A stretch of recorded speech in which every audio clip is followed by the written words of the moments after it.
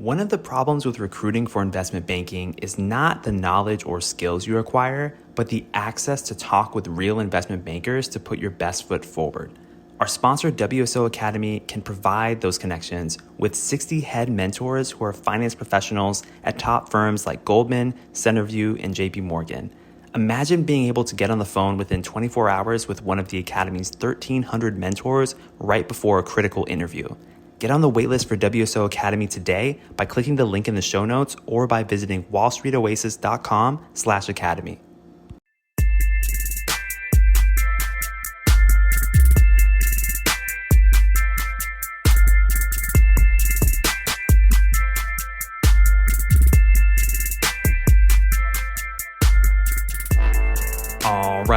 All right. Welcome to Investment Banking Insights. This is the only show dedicated to helping you learn both the technical and non-technical aspects of the investment banking process.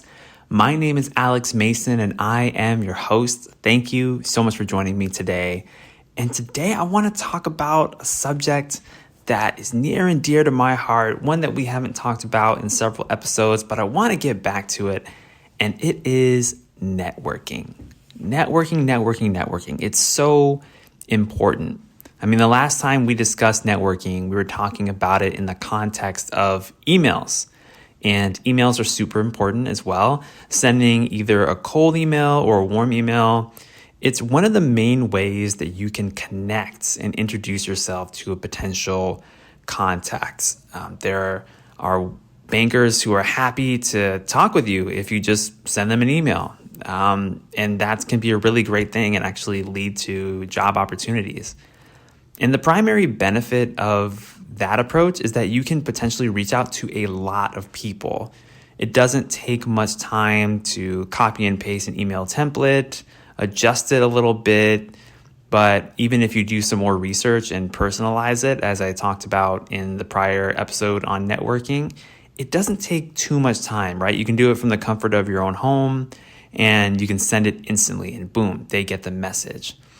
The big drawback with this though is that you'll likely get very few people actually responding to your emails and following up, especially if you don't have any sort of connection or prior relationship with that person. It's just really tough to get responses and then even tougher to get interviews as a result of those conversations. So what are some other ways that we can network as we work on becoming bankers? What do we do? Well, one of the major opportunities that can be an amazing door opener is in-person events. Now, the primary benefit is you can make deeper personal connections much more quickly than doing something that is online.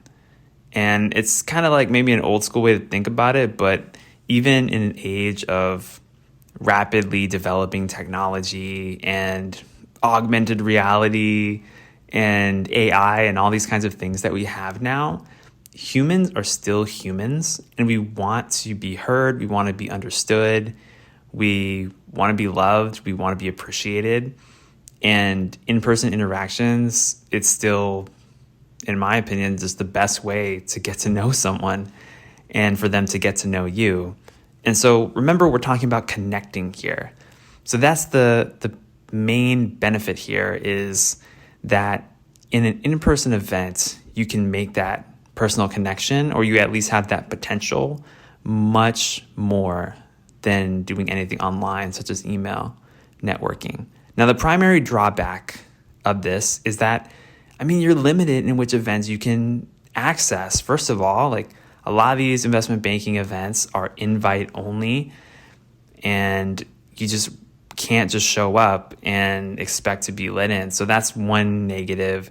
And then also, even if you do have access to the event, a lot of your time, your energy, and your physical presence is required to actually be there. You can't just be on Zoom somewhere and maybe log in super quickly on the fly. No, if you have an appointment at the headquarters of a bank in Manhattan at 9 a.m. on a Friday, Like, you've got to get over there. You might have to fly, you may have to drive, take a train, walk, whatever. And you got to look good too, right? You got to be dressed up and ready to interact. And so that takes a lot, right? Time, energy, and money too, especially if you have to travel. So that's the main drawback of in-person events. Now, in terms of the types of events that there is a couple different categories that I was thinking of. First are school facilitated events.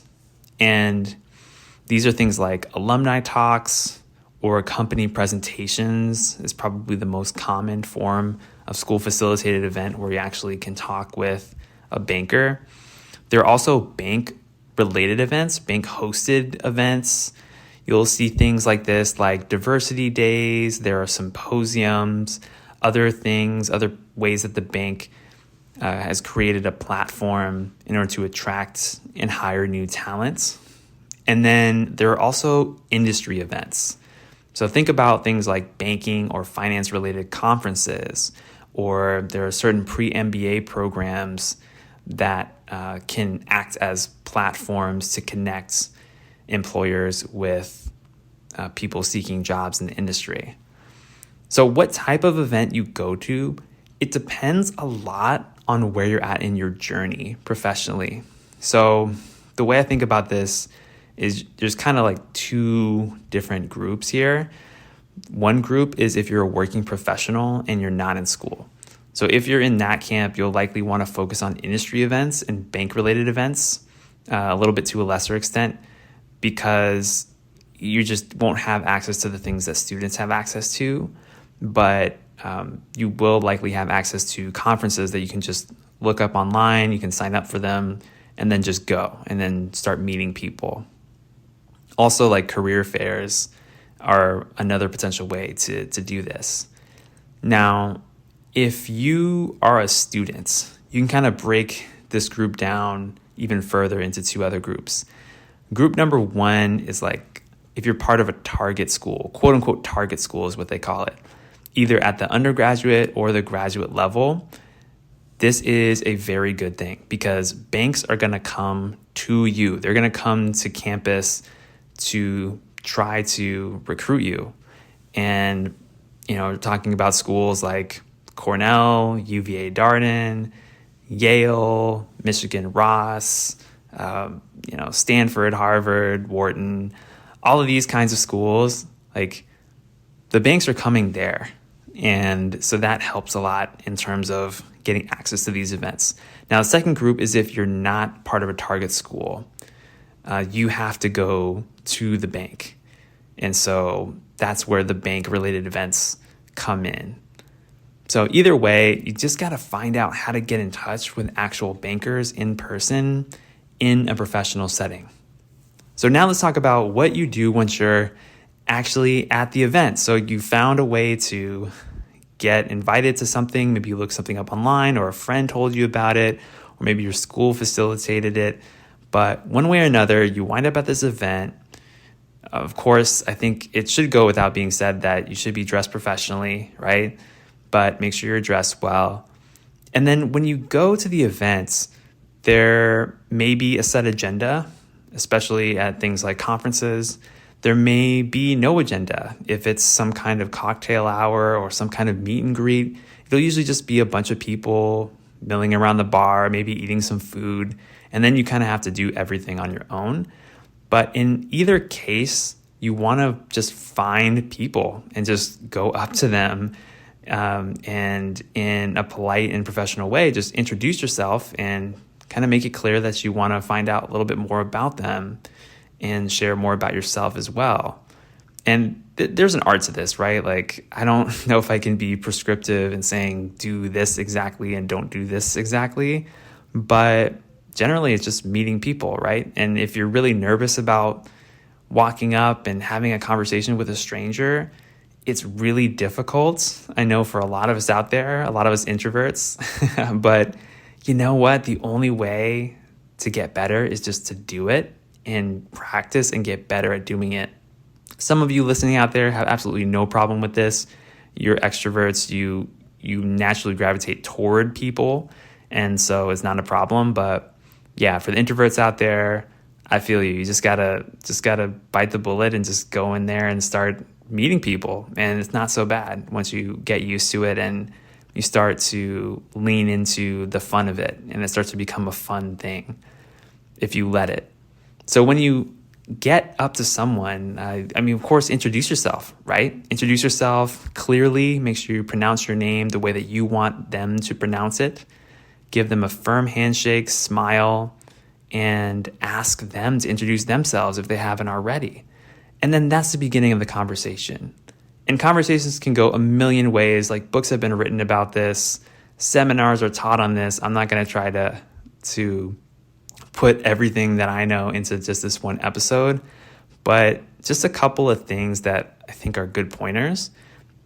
Be curious, right? Like, don't just go up there and try to sell yourself on like, hi, I'm so-and-so, and let me tell you all the amazing, impressive things I've done. Now, do you want to hire me for your bank? Like, no, of course not. Like, nobody wants to listen to that person. But they do want to listen to someone who's curious about them, who wants to know about their business. Who do they work for? What do they do? How did they get where they are from where they came from? And what are they most excited about? You can learn so much just listening to people's stories, and the skill of being a great listener. My goodness, I've learned so much just by being a great listener. It has catapulted my learning 2, 3, 4x than if I hadn't had those skills. So be a great listener. Another thing is be ready with industry knowledge. So this is specific to banking. If you don't follow the markets, if you don't know what the S&P 500 is at, if you don't know what the 10-year treasury yield is, like, you should probably know those things or be loosely aware of them. And also any big deals that are going on, especially if you're shooting for a particular industry group, you should know what the biggest deals are in that industry. And maybe there's not a lot of activity right now, but you should just be aware. So make sure you're reading your Wall Street Journal. Make sure you're reading your newsletters, services, Yahoo Finance, whatever. Like, whatever your source of information is for market-related information, just make sure you're up to date, because that can come in handy in a conversation where people want to talk shop and talk about the industry and talk about their work. Now, some bankers do not want to talk about work outside of work. Definitely respect that. If people just want to talk about sports or what they're doing with their family, like, just go with the flow. Don't force someone into a topic in a conversation that they're not passionate about, because then you're just going to bore them or annoy them. And I shouldn't have to say this, but I feel like I do. Don't ask for an interview. Don't go for the close at that moment. I mean, you're just getting to know someone. Ask for a follow-up conversation, either with them directly or with someone that they recommend. Remember that being transactional in a conversation, it's felt. You can feel that, right? When someone comes up to you and you start talking with them and they immediately start trying to gauge like how powerful or influential you are, and you're just kind of like, well, like, I really just kind of wanted to know a little bit more about you, but they're just really sizing you up. Like, you don't want to be that person. And unfortunately, in financial services, I think it kind of gets a bad rep that there are people that are like that. So just know that you don't have to be that person. You can choose to be different. So make sure that you're focusing on a relationship-driven conversation. Now, when the conversation ends, this is critical. Ask how you can stay in touch with this person. I mean, it's amazing to have great conversations and connect with someone, especially if they're a banker and you start learning about their work and you're just really engaged. But if you just say, okay, have a great night and walk away, well, okay, you maybe learn some things, which is good, but now what do? You have to have a way to actually get in touch with that person. Now, it's always better if they give you permission ahead of time to reach out to them later. You could do things like stalk them on LinkedIn, but what you want is for them to invite your next interaction. That's the best way. because then you're in their mind. They remember, oh yeah, I met so-and-so at that event. They were really memorable. We had a great conversation. And oh yeah, I would love to have another conversation with them because I feel like they really want to get to know me. They want to get to know my business. They want to get to know my industry. Hey, maybe they would be good to talk to. So that's what you do. You got to get their contact info somehow. So either exchange numbers, LinkedIn, whatever it is. That's just a good way to stay in touch. I remember I went to so many conferences last year, and it was just everybody knew what to do after a certain point because we were all like learning networking. But after a certain point, it was just like when the conversation ended, like, oh, hey, do you mind if I add you on LinkedIn? Oh, absolutely. And we pull out our phones, scan the QR code, boom, now we're connected. And it can be as simple as that. And then you can follow up with a message later. You don't have to like necessarily write down their email or anything, but you can always do that too. And then after you do that, when the event ends, your job is not over. Your job is not over. You've got to follow up. Follow up, follow up, follow up. Most people do not do this. I myself have been so guilty at many conferences in the past when I was younger, a little bit more naive, when I just didn't know what I was doing. Like I met a lot of people. I had like a stack of business cards of people that I met, and then like I reached out to none of them. Don't be like that. Follow up with people. People go through all the hassle of networking in person, going to events, flying to different cities, chatting at different cocktail hours, and then the next day they just go back to their regular routine. If you actually want to grow your network, you need to make an effort to develop relationships with others after the first interaction. So make sure you follow up with the contacts that you made, and follow up in a few days if you can. If you wait too long, then they're probably not going to remember you, and that's not good because like you don't want to follow up with someone months later and be like, hey, we met at this conference, and then they'll be like, oh, okay, like I don't remember you. You want to make sure that it's fresh. So make sure you follow up with them. And then when you do have that follow-up conversation, like just respect their time, but just keep reaching out, keep trying to learn, gain information, be clear that, yes, I'm looking for an investment banking position as an analyst or as an associate, yes, but don't come at it from the transactional mindset. Be like, hey, I'm here to learn. I'd love to learn what opportunities are available. What actions can I take, right? If you come at it from that mindset, I think people are a lot more willing to help because people are generally more willing to help people who are already helping themselves. You don't want to be a burden on anybody. So that's the way that you can approach it. And then many people will naturally help you if you are just focused on being selfless and just honestly trying to learn and grow and progress. Some people are going to shut you out. Some people are going to ignore you completely. That's normal, but hey, that's fine. You can just move on and go to the next person because there's always another door waiting there on the other side. So yeah, wow, this has turned into a longer episode than I thought, but I just had a lot to say about networking. So I think it's such an important topic. People in the investment banking world, I feel like talk about it a little bit, but it just doesn't get the same amount of play as, say, studying your technicals does. But it is absolutely critical because if you're going to meet people, you have to know how to do it. You have to know how to build relationships. And that's going to serve you well with your clients too later down the road as an investment banker.